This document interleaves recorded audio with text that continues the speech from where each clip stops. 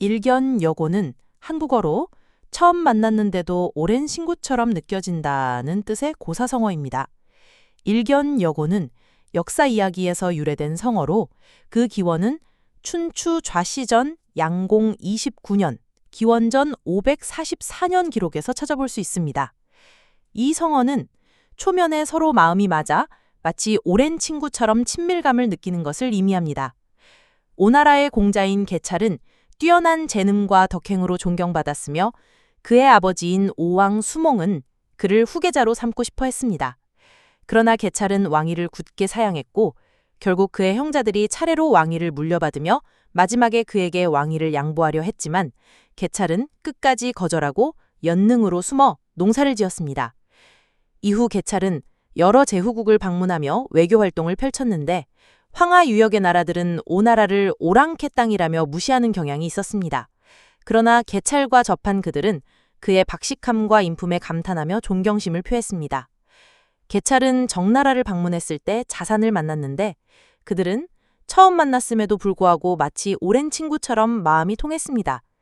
헤어지기 전 계찰은 자산에게 정나라 왕의 부덕함을 지적하며 머지않아 정나라 왕위가 자산에게 돌아갈 것이라 예언했습니다. 그는 자산에게 예를 바탕으로 나라를 다스리지 않으면 정나라가 멸망할 것이라 충고하며 자신의 오릉 비단을 선물했습니다. 자산 역시 그에게 베옷을 선물하며 화답했습니다. 계찰의 예언대로 정나라에서는 왕위 다툼으로 혼란이 일어났고 자산은 암살 위기를 겪었지만 그를 옹호하는 세력 덕분에 겨우 목숨을 건질 수 있었습니다. 일견여고는 현대사회에서도 중요한 의미를 갖습니다. 서로 가치관이나 인생관이 비슷하고 공통된 관심사가 있다면 처음 만난 사람과도 금세 친해질 수 있습니다. 낯선 사람과 대화를 하는 것을 두려워하지 않고 마음을 열고 소통한다면 더 많은 친구를 사귀고 어떤 일을 추진할 때도 순조롭게 해낼 수 있을 것입니다. 하지만 만약 처음 만나는 사람과 교류하는 것을 어려워한다면 사회생활에서 여러 어려움에 부딪힐 수 있습니다. 1. 하나, 한 번을 의미합니다. 여기서는 처음이라는 뜻으로 쓰였습니다. 견은 보다, 만나다 라는 뜻입니다. 여, 같을 여입니다. 뭐뭐와 같다, 마치 뭐뭐와 같다는 뜻입니다. 고, 옛 고입니다. 옛날, 오래전, 옛 친구를 의미합니다.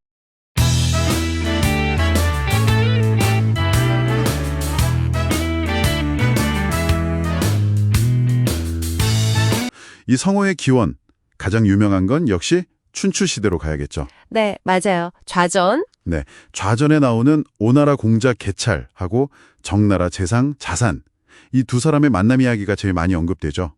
그 시대 배경이 참 외교적으로 복잡했잖아요. 그렇죠. 기록에 딱 나오는 구절이 그러니까 자산에 보니 정말 옛날부터 알던 사이 같았다. 이거죠. 이게 왜 중요하냐면 두 사람 배경이 정말 다르거든요. 오나라 왕족, 정나라 재상. 네. 그랜데도 서로의 어떤 덕망, 지혜 이걸 그냥 바로 알아봤다는 거예요. 당시 오나라는 사실 중원에서 약간 변방 취급도 받았는데 말이죠. 그래서 계찰이 준 그 비단 허리띠, 자산이 돌려준 모시옷, 이게 그냥 선물이 아니라 이 사람이다 하고 알아본 그 존경, 유대의 상징이었던 거죠. 와, 그런 상징적인 교환도 있었군요. 근데 그걸 넘어서 계찰이 자산한테 조언까지 했다면서요. 정나라 정치가 좀 사치스러우니 곧 어려움이 올 거다. 당신이 정치 맡게 될 테니 예로서 신중해라. 첫 만남에 이런 깊은 정치적 조언이라니. 이 정도 신뢰가 어떻게 바로 생겼을까요? 당신도 혹시 배경이 전혀 다른데 확 통했던 경험 떠오르시나요? 그리고 또 다른 기원 이야기도 흥미로운데요. 진서에 나오는 육기 형제랑 장화 이야기예요. 이 이야기는 일견여고가 때로는 어떤 선입견 이런 걸 깨는 힘도 보여준다는 점에서 좀 주목할 만해요. 오나라 출신이라 자부심이 엄청 강했던 육기 형제가 처음에는 서진관리였던 장화를 좀 얕봤다고 하더라고요. 아, 그렇군요. 네. 근데 막상 직접 만나서 대화를 나눠보니까 와, 이 사람 인품이며 학식이 장난 아닌 거예요. 그래서 기록에 보면 스승으로 모실 정도로 존경하게 됐다. 이렇게 나와요. 아하, 그렇군요. 그럼 일견여고가 꼭 동등한 관계에서만 서로 알아보는 건 아니네요.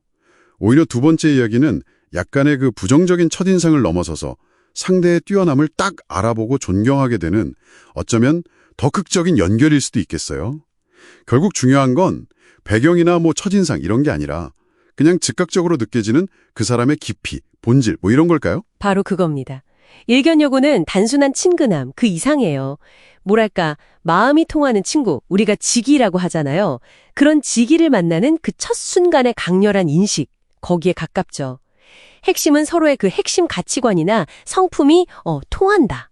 이런 즉각적인 느낌, 이걸 가치관 개합이라고도 하죠. 굳이 막 말로 설명 안 해도 깊은 이해가 느껴지는 거. 이런 강력한 연결은 보통 관계 맺을 때 거치는 단계들을 확 건너뛰게 만들기도 하고요. 아, 그래서 뭔가 오랫동안 찾아 헤매던 퍼즐 조각을 딱 맞춘 것 같은 그런 느낌이 드는 거군요. 그러다 보니 왜 이제야 만났을까 이런 아쉬움이 자연스럽게 따라붙는 거군요. 네, 맞습니다.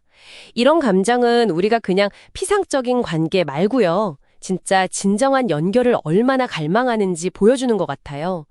심리학적으로 봐도 이런 즉각적인 신뢰가 생기면 자기 노출, 그러니까 자기 이야기를 더 쉽게 하게 되잖아요. 네, 그렇죠. 그러면서 관계가 정말 빠르게 깊어지는 경향이 있거든요. 마치 오랜 친구한테 얘기하듯 마음을 열게 되는 거죠. 이게 시대를 넘어서 현대까지도 심지어 문화도 초월해서 적용된다는 게 또 재밌어요. 네, 그런 얘기가 있죠. 음악이나 예술 같은 뭔가 보편적인 언어가 문화 장벽을 넘어서 그냥 바로 친밀감을 만드는 그런 촉매제가 될 수 있다는 거겠죠. 당신에게는 어떤 게 그런 연결의 불꽃을 탁 일으키나요? 우리가 이렇게 즉각적인 연결, 일견여고의 그 순간을 참 귀하게 여기잖아요. 근데 그런 마음이 혹시 시간과 노력을 들여서 차곡차곡 쌓아가는 그런 관계의 가치를 상대적으로 좀 덜 중요하게 생각하게 만들지는 않을까요? 아니면 오히려 일견여고 같은 그런 강렬한 경험의 가능성을 아는 것이 관계가 뭐 어떻게 시작되든 상관없이 모든 형태의 깊은 연결 그 자체를 더욱 소중히 여기도록 이끄는 걸까요? 당신께서 한번 깊이 생각해 볼 만한 화두인 것 같습니다.